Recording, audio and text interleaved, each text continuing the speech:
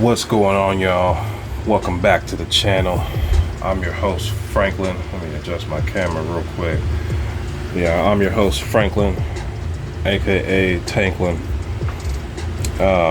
Today we're going to do something a little different. We're going to react to the Cosmic Wonder, his take on the Avengers Doomsday backstory. Get over and subscribe to Cosmic Wonder, man. They're always pushing out some good superhero news. It's one of my favorite news channels next to Emergency Awesome. Yeah, but make sure you get over and subscribe. I have no idea what they're gonna do with the Avengers Doomsday, man. I have no idea. There's a lot they have to unpack because these last few Marvel movies have been absolutely lackluster, if you want to say. I mean, I like Fantastic Four. I enjoyed the Thunderbolts.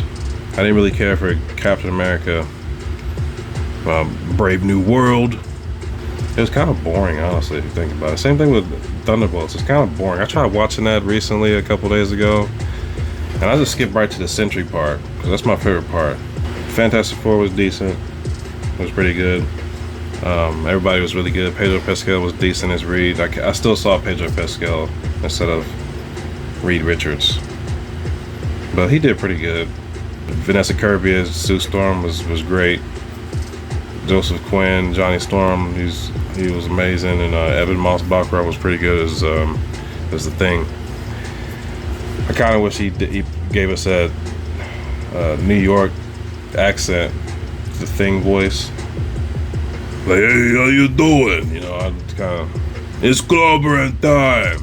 I kind of wish he gave us that, but he was more kind of toned down. Like, are you pregnant?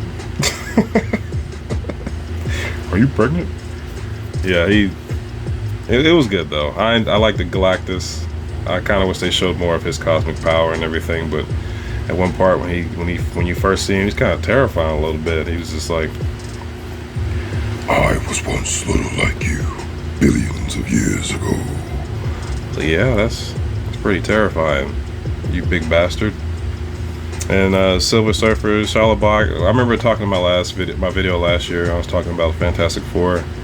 I was disappointed that we weren't seeing the Nord Rad version of Silver Surfer, but for the story that we got, yeah, I'm okay with. And she was pretty badass too. That part when she was chasing them in that black hole, and she was surfing the Human Torch's little gunshots or whatever throughout the ship. I was like, this bitch is hard. You know what I'm saying? It was good. The movie was pretty good. I gotta see it again. I've only seen it like once. I still remember, those key points. I gotta get a better, view of everything and get over to Cosmic Wonder. Make sure you subscribe to the channel, and let's get right into it.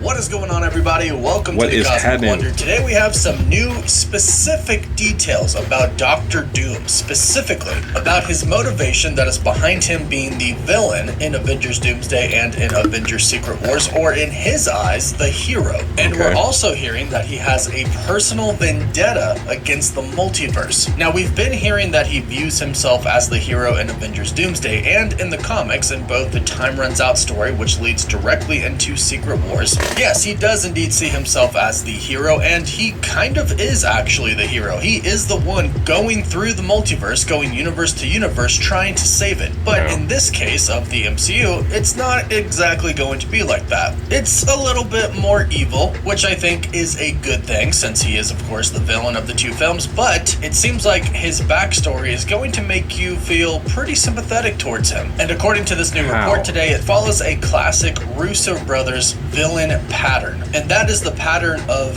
motivation behind their act. How he's looking. Why does he look so scared right there? He just looked like he looked nervous. Not nervous to be up there, but he's just nervous about the whole process of making this movie. That's what he said in the interview. I remember he said, "Pray for us," because they have a lot to take care of. A lot. I can't imagine. I mean, they have help. And you got the writer McFeely or whatever. I think that's who's writing this one, or is it the other guy? And then you got Robert got his little intake, and his brother, who looks happy as hell right here, and nigga belly hanging out, about to fall out his shirt. I'm just playing, but yeah. Did y'all hear about the actors fighting on the Avengers set? I wonder who the fuck that was. People were saying that it was probably Robert and Ryan Reynolds. But I don't think so. I don't think they would get into it. It was probably Brie Larson and somebody else, because I know she was beefing with Chris Hemsworth for a little bit. Yeah, I wonder who it was. I mean, I'm pretty sure it's going to come back. It's going to come out probably after this movie comes out, or a little bit before this movie comes out. We're gonna find out who it was and what happened. Not maybe all the details, but we're gonna figure out. And I can't wait to figure out who the fuck it was and what happened. It was probably wasn't even that big a deal. I think the biggest on-set fight between actors was probably The Rock and Vin Diesel. That's the one I heard about for a long time. Those guys were beefing hard. So I don't think this was that big of a deal, though. Actors fight on set all the time, but let's get right into it. Actions to be the villain. Now, if you weren't aware, the Russo brothers, alongside writers Christopher Marcus and Stephen McFeely, wrote and directed Captain America: The Winter Soldier, Captain America: Civil War, Avengers: Infinity War, and Avengers: Endgame. Yep. And now all of them, except Christopher Marcus, are back to write and direct Avengers: Doomsday and Avengers: Endgame. So following the same pattern of previous movies makes a lot of sense. And here's what this new report from Alex Perez at the Cosmic Circus says about this specifically. Alex states, the Russos have always had one common pattern in most of their MCU films. That pattern being making the antagonists of their films have a valid motivation to justify their actions. Alexander Pierce and Captain America: The Winter Soldier believed that if humanity were left unchecked without oversight, chaos would ensue because of free will. That's why he established Project Insight with Hydra. And side note, Alexander Pierce in Captain America: The Winter Soldier was played by Robert Redford, who recently passed away just yesterday. He was an incredible classic actor. On Instagram, he passed. So super sad news, rest in peace. But continuing, he states that with Baron Zemo in Civil War, his family died in Sokovia during Avengers: Age of Ultron as a result of the Avengers' battle with Ultron. So he sought to destroy the Avengers from within by making them fight each other. With Thanos, people kind of hated on Zemo in Civil War. I thought his plan was brilliant, but the way he was portrayed in Falcon and the Winter Soldier was kind of a contrast to what we saw in Civil War, because in Falcon and Winter Soldier, he was rich out of nowhere. I was like, when the fuck did they establish that he was rich and how his money and stuff? And he was a baron, that he said. I don't know. I guess they were that was their way of trying to bring him closer to the comics, and then have him put on that mask for like 2 seconds, and that was it. But yeah. He saw overpopulation as the ultimate threat to existence, so he sought to eliminate half of all life which was a stupid ass plan from Thanos. All he had to do was just create more resources. He didn't have to kill it. It was pure madness. Pure, utter madness. He was crazy. At the end of the day, Thanos was fucking batshit crazy. Random to restore balance to the universe. And Alex says that basically Doom is going to be given the same treatment, stating, with Doom, it will be similar. A man scorned by the incursions that are happening across the multiverse, dooming countless realities, and he wants to bring an end to that by any means necessary. And I think that last line that Alex put there, by any means necessary, is kind of the sentence that really hints towards the big villainous side of Doctor Doom. By any means necessary, which means by the way he wants to do it, pretty much. Because with Doctor Doom, it's not just about revenge, even though we have heard that Doctor Doom is going to have a vendetta against the multiverse, which we'll get into that in just a bit. But it's more about control for Doctor Doom. That's why in the comics he creates Battleworld, and he becomes the literal god over it. In fact, one of the big story plots of Secret Wars is that on Battleworld, when Reed and Doom finally meet fight each other, Reed basically criticizes Doom and how he went about doing everything. And even Spider-Man is like, of course you made yourself ruler over it all. It's classic Doom. But when they run into Doctor Strange and Reed Richards and Spider-Man and everybody else is basically like,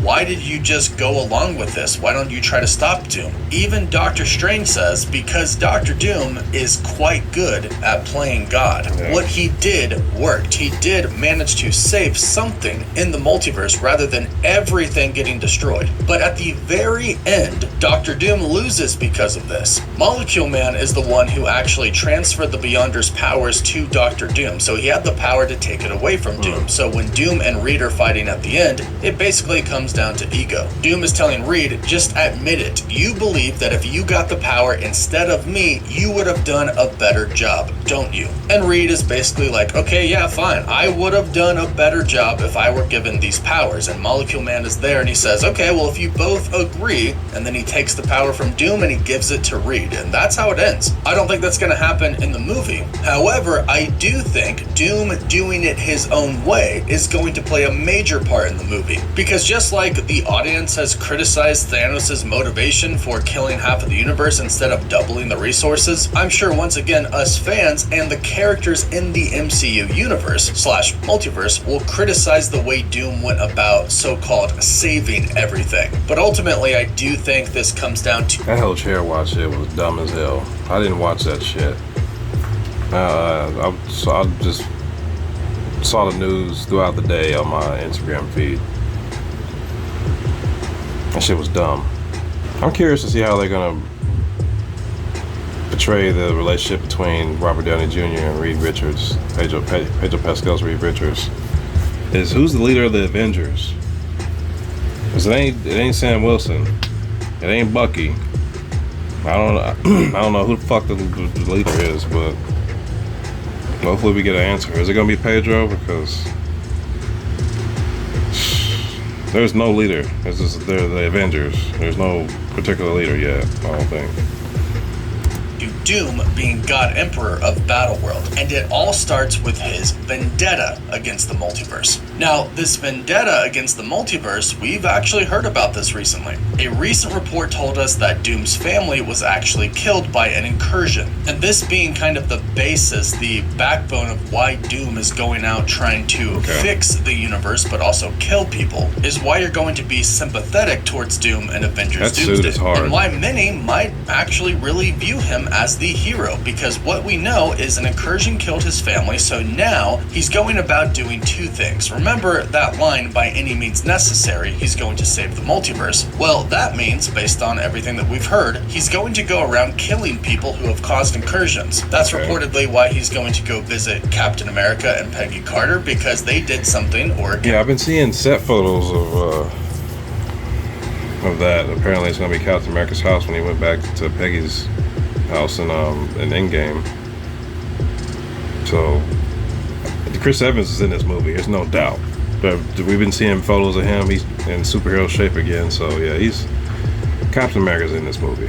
Captain America himself did something to cause an incursion, and why he's going to go visit other universes as well, to go and kill people who caused these to happen, or who are going to cause them to happen. A good example of those people is Monica Rambeau. She comes from the Earth 616 universe, but right now she is in the X-Men universe, as we saw in the post-credit scene for the Marvels. And according to the laws of the multiverse, which were established in Doctor Strange and the Multiverse of Madness, her being there confuses and destabilizes the universe. Combine that with a report that we heard yesterday that the X-Men universe is on a collision course with the Earth 616 universe and will kind of hit other universes on its way there, it would make sense that Doom would want to go and kill Monica Rambeau, because that would mean the universe would no longer be unstable if she were no longer there. And this is most likely how we get Doom attacking the X-Mansion, the scene that we've been hearing about and have even seen some leaked photos of from the set of Avengers Doomsday. Now, one could argue that Doom could simply show up and say, say,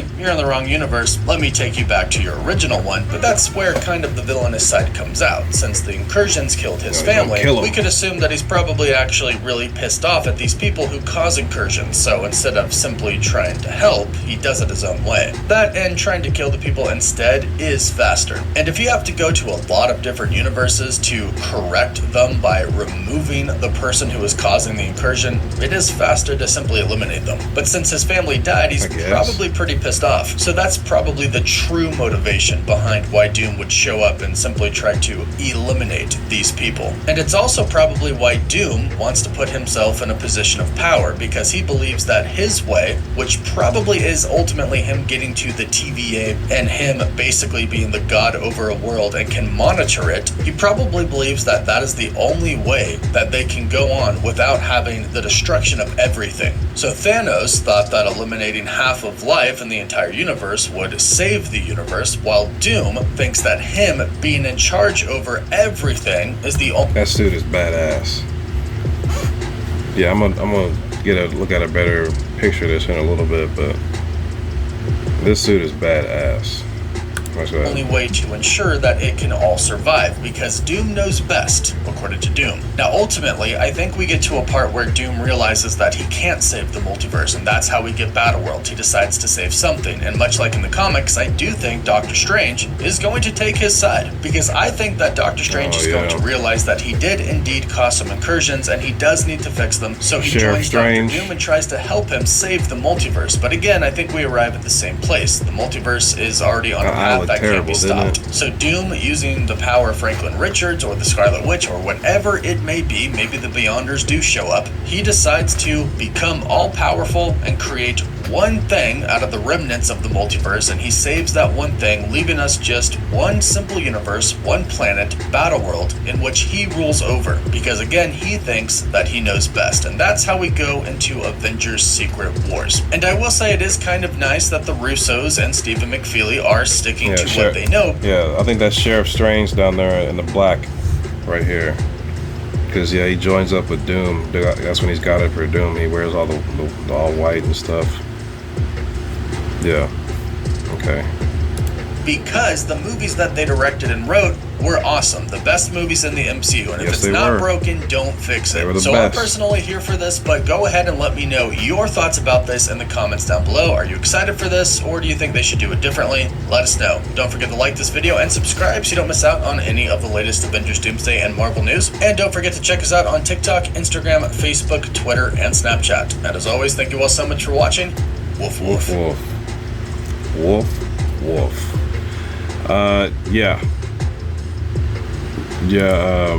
So Doctor Strange, he ends up joining with Doom because he's so powerful. I guess he agrees with him and stuff. I wonder how they're gonna do that, man. Anyway, let's look at this picture of Doom right here. Hold on.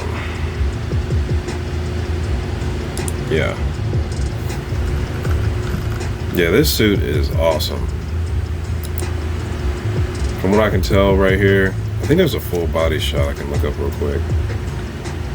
But yeah, I like the chainmail and everything in between his armor pieces and stuff. Usually I get irritated with all the little like lines and everything with the MCU suits and stuff. I think they did pretty good with Sentry's suit with the lines and everything, and this right here is appropriate for his armor and stuff. So yeah, this suit looks damn good. Looks like the perfect iteration of bringing a live action comic book suit to the live action screen. This looks dope. I wish I could zoom in a little bit. Yeah, this is hard. Let me see if I can see a better. Yeah, this is the best one I can find. From what I can tell, this looks dope. The boots, everything, the cape, the full body shot looks hard. Compared to this, yeah, this is that's what he's gonna look like. This is dope. I'm digging it. I'm really loving it. Take note, Mr. Gunn. This is how you make a fucking superhero suit or supervillain suit. Don't be fucking Guardians of the Galaxy and that shit. It's not even a word, but you know what I mean. Hope they change that Superman suit up a little bit for Man of Tomorrow. That's another thing too. Man of Tomorrow's coming out. We'll probably do a reaction to some news about that. But yeah. I appreciate y'all stopping through the channel, man. Go ahead and leave a like, comment, subscribe. And I will catch you wombats later. Peace.